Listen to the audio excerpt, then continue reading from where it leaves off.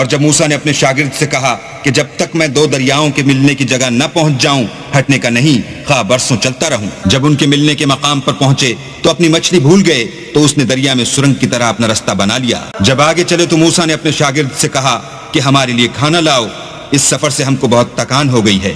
اس نے کہا کہ بھلا آپ نے دیکھا کہ جب ہم نے پتھر کے پاس آرام کیا تھا تو میں مچھلی وہیں بھول گیا، اور مجھے آپ سے اس کا ذکر کرنا شیطان نے بھلا دیا، اور اس نے عجب طرح سے دریا میں اپنا رستہ بنا لیا۔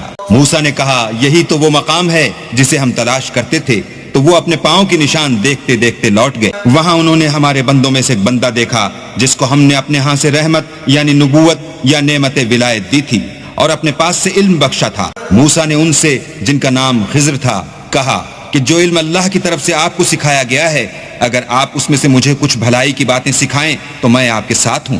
خضر نے کہا کہ تم میرے ساتھ رہ کر صبر نہیں کر سکو گے، اور جس بات کی تمہیں خبر ہی نہیں اس پر صبر کر بھی کیوں کر سکتے ہو؟ موسیٰ نے کہا اللہ نے چاہا تو آپ مجھے صابر پائیے گا اور میں آپ کے ارشاد کے خلاف نہیں کروں گا، اور جس بات کی تمہیں خبر ہی نہیں اس پر صبر کر بھی کیوں کر سکتے ہو؟ موسیٰ نے کہا اللہ نے چاہا تو آپ مجھے صابر پائیے گا اور میں آپ کے ارشاد کے خلاف نہیں کروں گا۔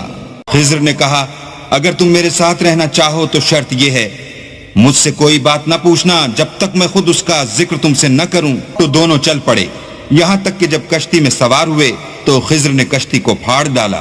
موسیٰ نے کہا کیا آپ نے اس کو اس لیے پھاڑا ہے کہ سواروں کو غرق کر دیں؟ یہ تو آپ نے بڑی عجیب بات۔ خضر نے کہا کیا میں نے نہیں کہا تھا کہ تم میرے ساتھ صبر نہ کر سکو گے؟ موسیٰ نے کہا کہ جو بھول مجھ سے ہوئی اس پر مواخذہ نہ کیجیے اور میرے معاملے میں مجھ پر مشکل نہ ڈالیے۔